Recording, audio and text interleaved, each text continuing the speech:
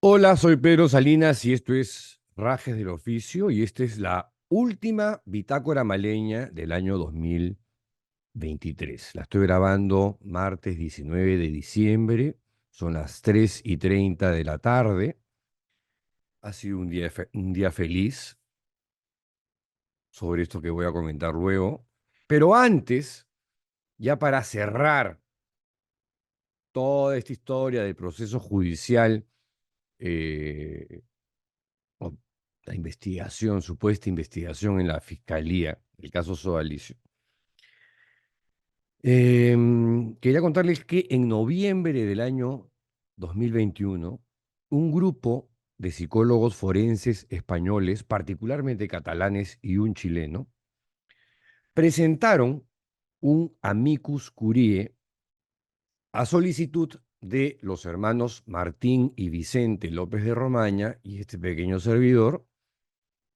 Nos costó no poca plata, pero fue una inversión, creo que necesaria, y aterrizó en un documento valiosísimo, creo, que es el que tengo aquí.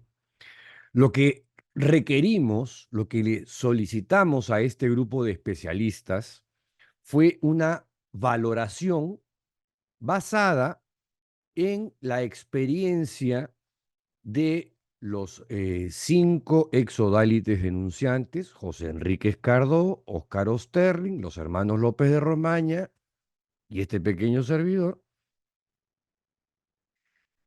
para que en el ámbito de la psicología jurídico-forense hicieran un diagnóstico. El documento lo firmaban José Ramón Juárez López. ¿Quién es José Ramón Juárez López? Psicólogo forense del equipo de asesoramiento técnico penal del Departamento de Justicia de la Generalitat de Cataluña entre el 98 y el 2021.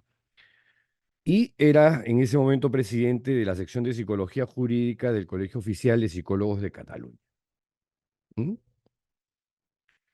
Estaba también el psicólogo chileno Gonzalo Lira Mendiguren, miembro fundador de la ONG PAICAVI, institución colaboradora del Servicio Nacional de Menores, más conocido como CENAME en Chile, quien además era especialista en técnicas de análisis del testimonio y la credibilidad del relato en contextos judiciales. O sea, una especificidad, digamos, en la profesión alucinante. ¿Quién más estaba en este equipo? Guadalupe Blanco Velasco, psicóloga y criminóloga española, profesora del Máster de Perfilación y Análisis de la Conducta Criminal en la Universidad de Barcelona. Y Elena Hernández Guerra, psicóloga clínica con especialización en psicología forense. Eh, el reporte, de casi 100 páginas, abundaba en información minuciosa, descriptiva, diagnóstica, muy especializada, que se basó en 14 fuentes acreditadas en la investigación de la carpeta fiscal que alcanzamos, ¿no? A través del estudio de abogados, del estudio Benítez, Vargas y Ugaz. Este ensayo, o amicus curiae, explicaba con una nitidez cristalina el fenómeno sectario y ponía en contexto el proceso de captación, así como los abusos físicos y los abusos psicológicos. Y por cierto, el daño psíquico derivado de haber sido sometidos a procesos de persuasión coercitiva. Desde el arranque, citando un trabajo de Rodríguez Carballeira, Saldaña y Almendros, titulado El abuso psicológico en sectas coercitivas, definía el concepto actualizado de secta. ¿Qué cosa es una secta? Cualquier grupo o movimiento que exhibe una excesiva devoción o dedicación a una persona, cosa e idea y que emplea prácticas abusivas diseñadas para favorecer la sumisión y el logro de los objetivos del líder del grupo, yendo en detrimento del bienestar de los miembros, sus familiares o la comunidad. En el desarrollo de esta investigación, liderada por el catalán José Ramón Juárez, se explicaba, por ejemplo, cómo este tipo de organizaciones sectarias, tóxicas y destructivas afectaban el libre albedrío de las personas, o de los adeptos en este caso, ¿no? A través de técnicas de persuasión coercitiva, que son de naturaleza criminal, eso lo subrayaban, porque éstas suponían un peligro objetivo al tener como misión la anulación de la capacidad de libre voluntad de la persona. O sea, este trabajo, este amicus curiae, este informe, este reporte, no dejaba lugar para ninguna duda de que el sodalicio era una secta, en toda regla, una secta de tomo y lomo. Y sobre este tipo de grupos opresivos, como Sodalicium, señalaba que se caracterizan, esto es textual, por el uso de relaciones abusivas y de control interpersonal. En ellos, el líder o la cúpula sectaria hace uso de una serie de acciones para conseguir doblegar la mente, la autonomía, la identidad y la dignidad de sus adeptos, hasta conseguir satisfacer sus objetivos. Dos puntos: el dominio y el sometimiento de los adeptos. En estos movimientos, añadí un poquito más adelante, no les voy a leer las 100 páginas, los adeptos se perciben erróneamente como personas con plena libertad. Respecto de la etapa de captación o reclutamiento, que en el Sodalicium se le llamaba eufemísticamente apostolado, ¿no? O evangelización, explicaba que en la fase inicial de captación, en este caso de menores, también llamada de luna de miel o de seducción, la mayoría de estos grupos agradan, miman y hacen sentir especial a quienes entran, sin peticiones injustas ni controversias a la vista.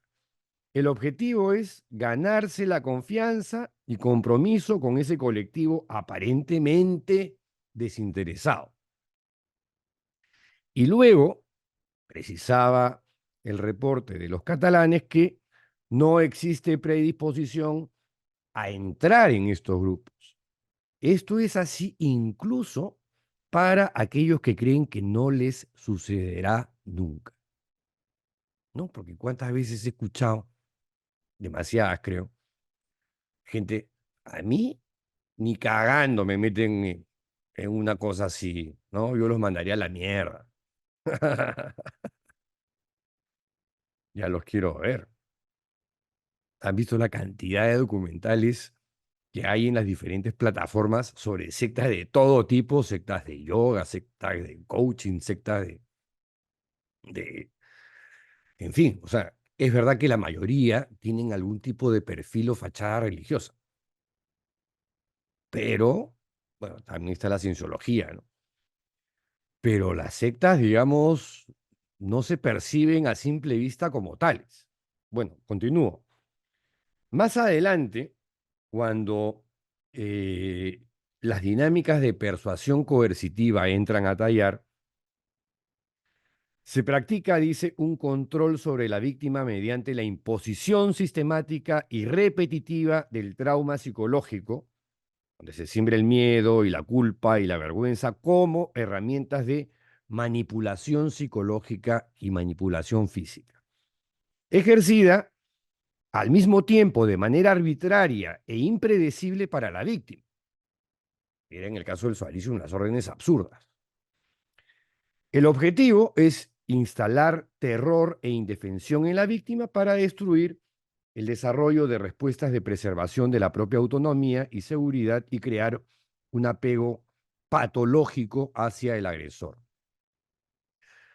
Asimismo, ilustraba este informe cómo el entorno creado deliberadamente para someter a los sectarios podía condicionar la química del cerebro y, por tanto, las respuestas conductuales de los individuos. Y aquí abro comillas, dice, así, en personas sometidas a entornos traumáticos, se producen alteraciones en el funcionamiento cerebral en diversas estructuras encargadas de la supervivencia, principalmente en la amígdala.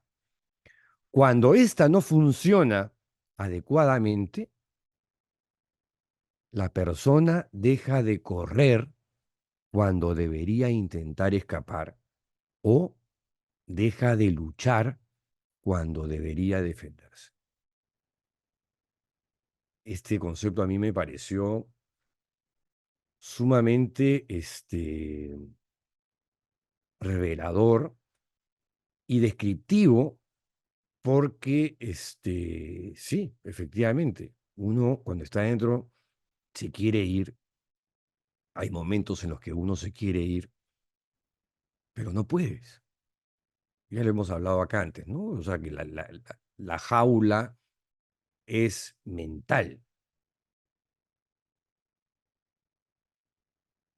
Sobre las relaciones asimétricas, típicas en una cultura de abuso de poder y que son inculcadas a fuego en instituciones como el sodalicio, anotaba el amicus que estas son relaciones en las que una de las partes se siente subyugada en inferioridad de condiciones, mientras que la otra es el superior, el consejero espiritual, el formador, qué sé yo, la otra parte ostenta el poder, ¿no? En la medida en que se mantiene y aumenta esta relación desigual, y ahí el tiempo, pues lamentablemente es crucial, mientras más tiempo dentro de la secta, más jodido irse, ¿no? Se genera, bueno, aumenta esta relación desigual y se genera un empobrecimiento de la autoestima de la víctima, una autovaloración negativa y una sensación de necesidad respecto del dominador, lo que puede generar un fuerte vínculo afectivo en la víctima hacia la o las personas dominantes. Los perpetradores del abuso, decía luego, maltratan periódicamente con amenazas, insultos, abusos verbales y o físicos y psíquicos y posteriormente se comportan de manera positiva e incluso con muestras de afecto. El palo y la zanahoria, ¿no? Por tanto, señala, la alternancia entre emociones positivas y negativas refuerza la relación y dificulta la separación. El perpetrador se convierte en la persona de mayor poder para la víctima, quien desarrolla un apego patológico de extremada dependencia emocional, siendo la persona que ejerce el abuso fuente de consuelo y humillación simultáneamente. Todo ello ocasiona en la víctima incapacidad para tomar decisiones que permitan enfrentarse al agresor, detener el abuso o escapar de él, o buscar ayuda de terceras personas o denunciar. Cosas prácticamente imposibles debido a esta técnica de persuasión coercitiva que es toda una mecánica de manipulación. En el análisis sobre el perfil del sodalicio, decía este amicus curiae de los forenses catalanes, abro comillas, se identifica una estructura organizacional piramidal y altamente jerarquizada, con atribución al líder de características sobrenaturales y capacidades más allá de lo común. Complementariamente, porque supuestamente pues no solamente Figari, ¿no? Sino algunos otros sodalites de la generación fundacional o de la vieja guardia tenían poderes sobrenaturales, ¿no?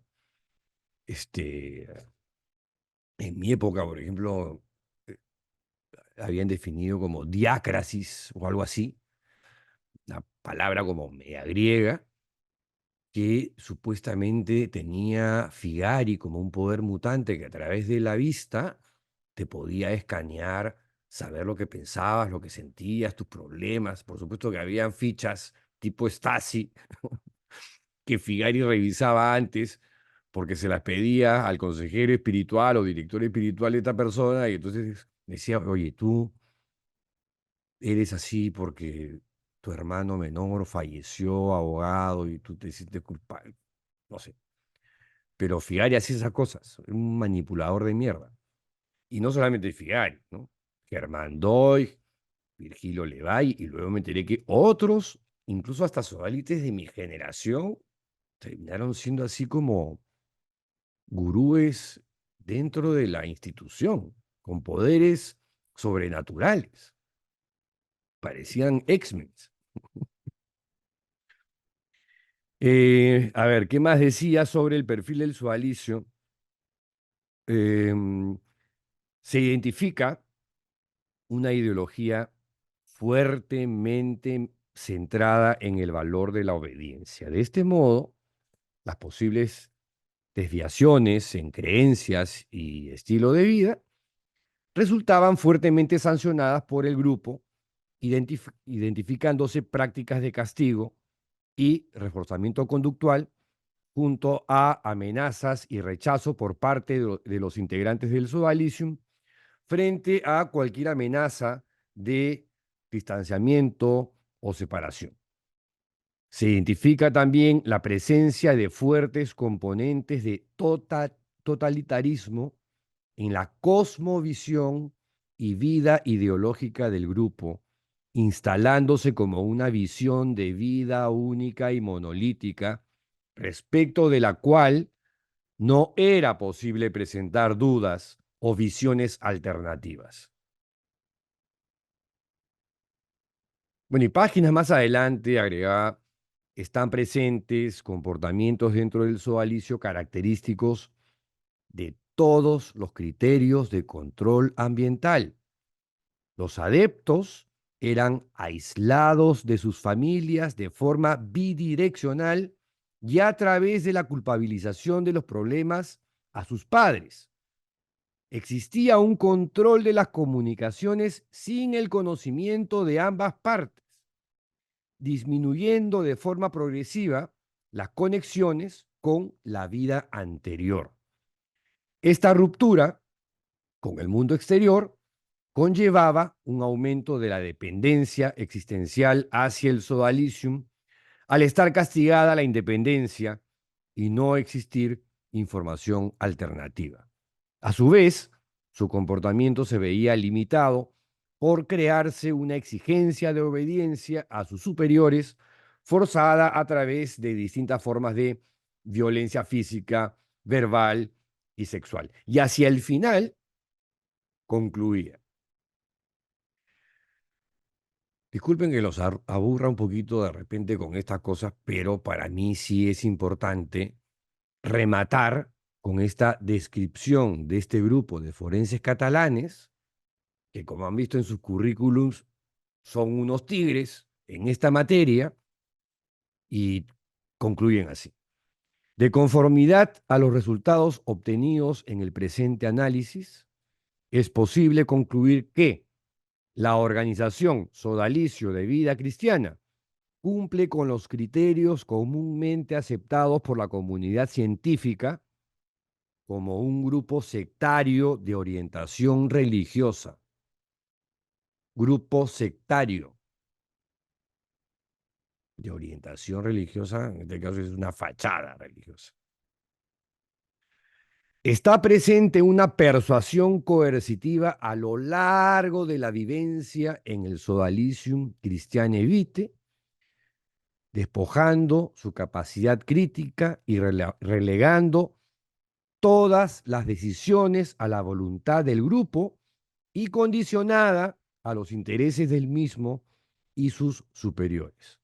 Por tanto, este análisis nos permite determinar que la experiencia y participación de los denunciantes en el sodalicio les ocasionó un significativo daño psíquico.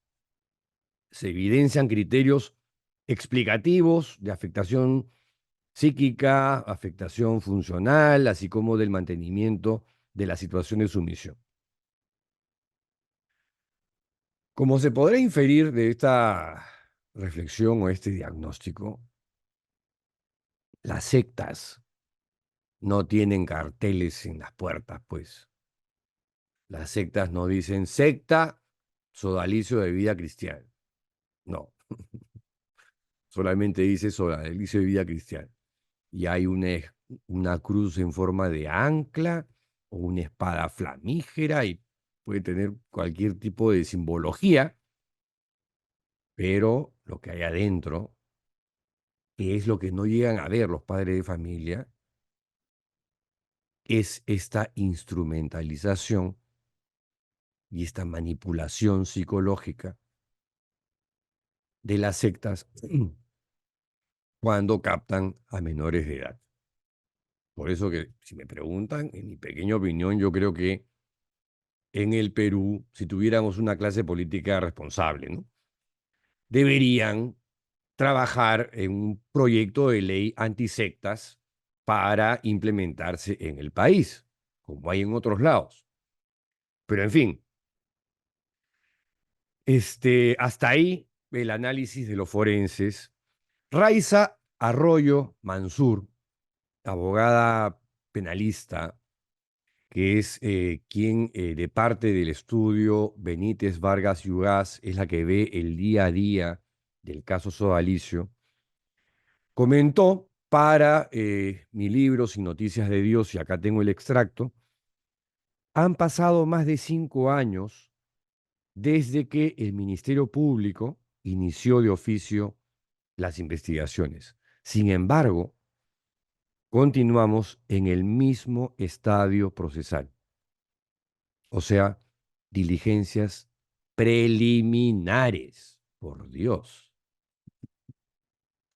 qué bestia. El gran avance, dice Raiza, reside en que desde finales del año 2019 el caso se encuentra en una fiscalía especializada en crimen organizado. Además, desde que el caso pasó a dicha fiscalía, se han retomado las investigaciones sobre el tema económico, que es el que trabajó Paolo Ugaz y el que sigue trabajando Paolo Ugaz, buscando esclarecer si la referida organización tuvo negocios ilícitos. ¿Qué más dijo Raiza Arroyo para Sin Noticias de Dios? Tras 5 años de litigio, caracterizados por decisiones irregulares, una fiscal suspendida, un especialista judicial quejado funcionalmente, es difícil no sentirse impotente. Más aún cuando uno escucha la cantidad de personas cuyas vidas fueron arruinadas por el Sodalicium Christiane Vitae, o cuando uno es testigo de víctimas que prefieren no declarar, pues no quieren volver a recordar las atrocidades que vivieron durante su estadía en el Sodalicio. Cosa que la propia Raiza ha presenciado personalmente y cuyo compromiso con el caso es algo que los hermanos López de Romaña, Escardó, Osterling y la propia Pau vamos a valorar siempre, siempre. Grande, Raiza. Finalmente, Raiza también dijo para Sin Noticias de Dios, las víctimas del caso Sodalicio merecen justicia. Ella solo se podrá conseguir si se sanciona a todos los responsables que por más de 4 décadas participaron en una organización dedicada a destruir la vida de personas aprovechándose de la religión. La justicia es el único camino para poner fin a este episodio. Como sea, al momento de cerrar ese capítulo, ¿qué ocurrió? El libro salió publicado en diciembre del año pasado, 2022, hace un año exactamente. Eh, y Raiza y yo se lo llevamos al fiscal Eduardo Castañeda.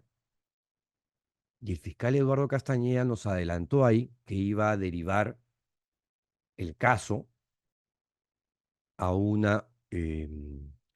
a un área especializada en lavado de activos. Cosa que nos extrañó sobremanera porque en un principio entendimos que el fiscal Castañeda, Eduardo Castañeda, había comprendido la naturaleza de esta organización de características sectarias y mafiosas. Nos desilusionó eh, que tirara la toalla y le endosara y le soplara la pluma a una oficina de lavado de activos.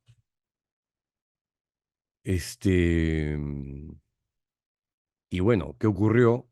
Que al pobre fiscal Castañeda le devolvieron el caso porque no se había pronunciado en los asuntos de fondo, ¿no? Eso hace un año y no sabemos nada más en qué se ha quedado el asunto.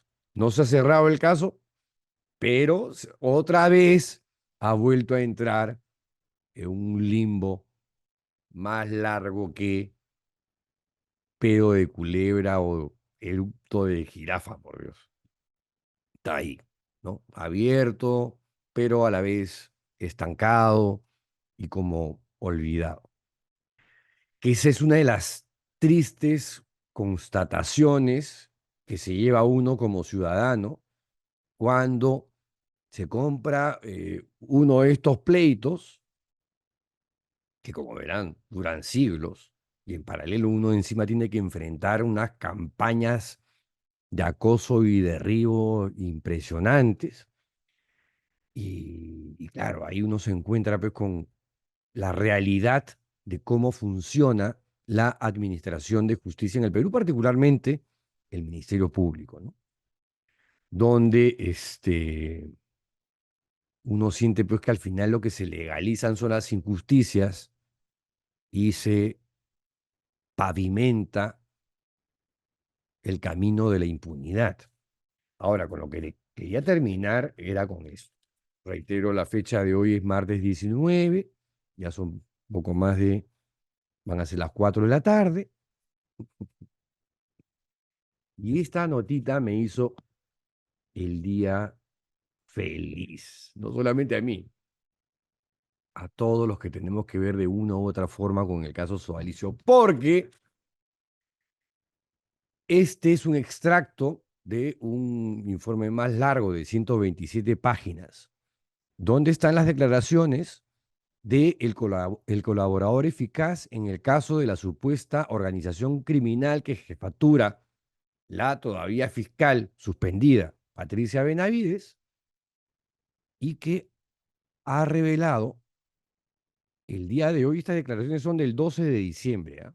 Hace exactamente 7 días, hace una semana, y que se ha filtrado hoy día, donde dice textualmente, se tiene que a los investigados José Luis Aullón Dalorto, Hernán Garrido Leca, Claudia Ruiz Mesías y Rudy Aguedo del Castillo, se les atribuye en calidad de coautores la presunta comisión del delito contra la tranquilidad pública en la modalidad de organización criminal. Esta presunta organización criminal estaría conformada por Patricia Benavides, Miguel Girao, Abel Hurtado, José Luis Aullonda Lorto. Recuerden este nombre. José Luis Aullonda Lorto, Hernán Garrido Leca, Claudia Vanessa Ruiz Mesías y Rudy Aguedo del Castillo, respecto de los cuales se tiene dos puntos. A, y en la A, en esta A está todo, los investigados José Luis Aullón Dalorto y Hernán Garrido Leca habrían intercedido ante la Junta Nacional de Justicia para lograr el nombramiento de Patricia Benavides como fiscal suprema titular, para que cuando sea designada fiscal de la Nación pueda concertar y coordinar la destitución de Rafael Vela Barba, fiscal superior coordinador del equipo especial de fiscales del caso Lavajato y de las fiscalías especializadas en delitos de lavado de activos. ¿Para qué?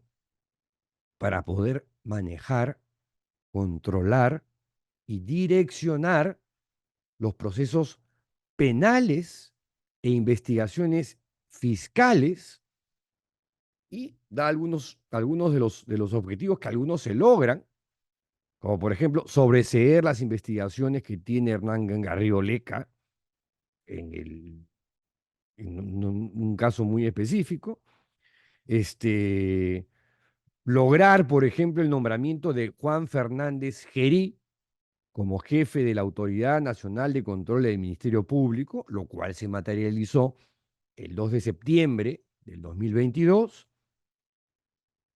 Y este es el que, claramente por instrucciones de Patricia Benavides, quien suspende por 8 meses al fiscal Rafael Vela Barba, suspensión que se materializó en noviembre del 2023 y se mantiene hasta ahora injusta y arbitrariamente. Conociendo esto, yo espero que levanten esa suspensión. Pero hay una cuestión adicional dentro de estas cosas que se describen para manejar, controlar y direccionar los procesos penales e investigaciones fiscales. Está el caso Sodalicio.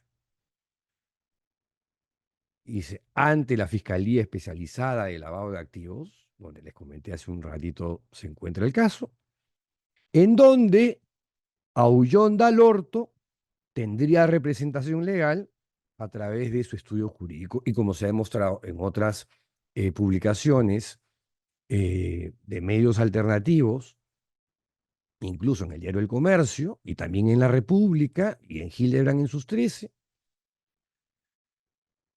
Aullón es una suerte de operador en el Ministerio Público y en el Poder Judicial, donde ha orquestado que se materialicen las campañas judiciales contra Daniel Llovera, Paolo Ugaz y este pequeño servidor, pero sobre todo contra Paolo Ugaz. ¿Mm? El estudio Aullón defiende a Luis Fernando Figari, a el capitoste con clergyman Jaime Bertel y a otras personas vinculadas al sodalicio de vida cristiana.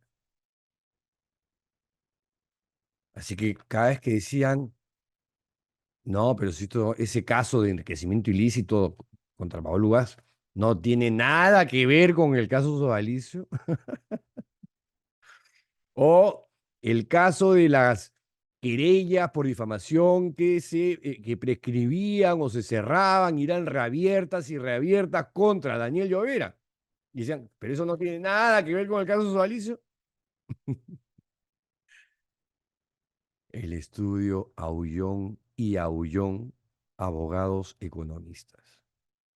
El operador, el operador en el Ministerio Público y en el Poder Judicial y la sombra de la fiscal Patricia Benavides, donde manejaba, controlaba y direccionaba los procesos penales e investigaciones fiscales contra los 3 periodistas que investigaron el caso Sodalicio.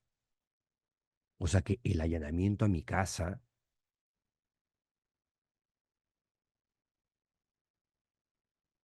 que no resistía ningún test de proporcionalidad, más de 20 tipos armados, 6 unidades policiales y fiscales en la puerta, un sábado a las 4 de la mañana, con 2 fiscales tres, que actuaban de una manera realmente con un compromiso, como si yo fuera el Chapo Guzmán, una persona de alta peligrosidad, ¿no? Reinaldo Avia y Víctor Vidal. Y el que estuvo acá, Eddie Elías, que se fue de boca en más de una oportunidad, porque se dejaba jalar un poquito. Y que no se pudo llevar, por suerte, esta computadora, que tanto se quejan, que se ve la cama, que no sé qué, es porque está empotrada en el muro, porque yo sabía que cuando estaba escribiendo mi libro Sin Noticias de Dios, una investigación que me tomó 2 años y pico, y que contiene información sensible que terminó siendo usada como insumo para los emisarios del Papa, Charles Cicluna y Jordi Bertomeu, era para mí un libro vital, o sea, era para mí ya el libro de cierre del caso Sodalicio. Bueno, no fue pues lamentablemente el libro de cierre. El 2023 ha sido un año largo en esa materia para nosotros porque recrudeció la campaña de acoso y derribo contra Llovera, contra Paolo Ugaz y contra mí, donde a Daniel Llovera trataron de reabrirle nuevamente, ya por no sé cuántas veces, un caso que le seguía el señor Carlos Alberto Beto Gómez de la Torre, que también creo que es cliente del estudio Aullón y Aullón. Es que todo calza, pues ahora todo encaja gracias a las declaraciones de el colaborador eficaz. Nos ha dado la pieza que faltaba en el rompecabezas. Había un operador, una conexión entre el sodalicio y este elenco estable de difamadores mediáticos, de querelladores, de gente que presentaba demandas calumniosas como Edgardo Palomino Martínez, a quien he querellado yo por difamación, junto a Luciano Reboredo, que ya ha sido condenado por difamación en primera instancia, y al otro Uriben Esmuel, esta no ha habido. No ha habido, como si se lo hubiera tragado a la tierra. Es más, ya hasta se sospecha que su nombre, Uri Ben Shmuel, no es tal, es un nombre falso. No, la historia es realmente alucinante. Y así, con este documentito, vamos cerrando el año 2023. Pero este documentito es tan grave que amerita una explicación por parte del superior general del Sodalicio, José David Correa, porque esto lo tiene que explicar. Esto exige una explicación y no basta un comunicado o un pronunciamiento lleno de eufemismos y frases gaseosas. No. Acá está comprobado que el sodalicio tenía un operador para los casos contra los 3 periodistas que hemos investigado a esta institución de características sectarias y mafiosas. Entonces, o Correa anuncia una investigación en toda regla para expulsar a la gente que ha bancado este operativo que debe haber costado millones de dólares, 5 años y medio. Yo querellaba a 3 y me ha costado un chupo de plata. Y en defenderme en todas estas cosas en las que me han querido implicar, también me ha costado. Y cuando yo veo a esta gente querellar así como si fuesen, pues, como quien, no, escribe una carta y cuesta 5 sol, como si fuera fácil, como si no costara, como o que costara poco, digamos, entrar a litigar en esta cosa horrorosa e infernal que significa la justicia en el Perú.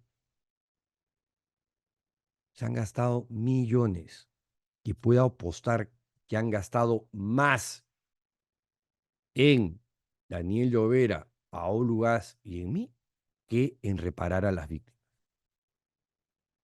Puedo apostarlo, porque es 5 años y medio y ha sido una campaña multimillonaria. Por suerte, ni Daniel, ni Pau, ni yo hemos arrugado. Aquí estamos, un poquito cansados, un poquito extenuados, un poquito hartos, hasta la coronilla, digamos, de estos ataques y estas difamaciones alacranescas eh, y de estos cacógrafos que son como abejitas.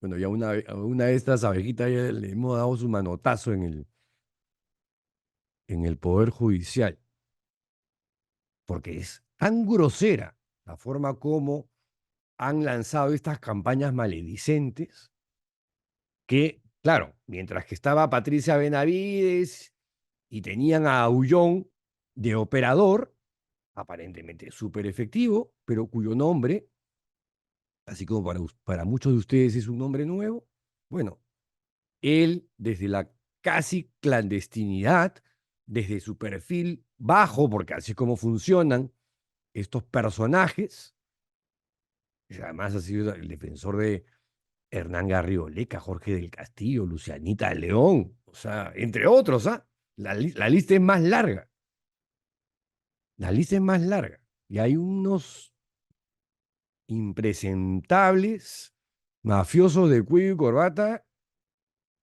que uno dice, wow. Bueno, tenemos que terminar, se acaba el año, regresamos el siguiente, más bitácoras maleñas, pero hasta aquí ya cerramos el caso judicial. Espero no haberlos extenuado, como extenuado estoy yo, comprenderán. Pero cerramos bien, ¿ah? Cerramos muy, muy bien. Ese colaborador eficaz, ¿qué más va a decir? Y Correa, no te hagas el huevón, tienes que hablar, tienes que dar una entrevista, tienes que dar una entrevista a un medio independiente. Yo no, no estamos hablando de Willax, ¿no? Si quieres te entrevisto yo, ya te lo he dicho en la mula, te lo digo otra vez acá. La otra es que te entreviste Rebeca Diz de Hildebrand en sus 13. Porque si te vas a RPP, ya sabemos que ahí te van a tratar bonito. Y en el comercio depende quién te entreviste. Si te entrevista Milagros Leiva, ya sabemos cómo entrevista Milagros Leiva al fiscal Reinaldo Avia, ¿no?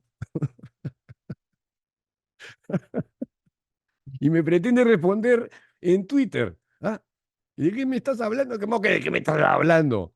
Ya te olvidaste de la entrevista que le hiciste a Reinaldo Avia en plan alfombra.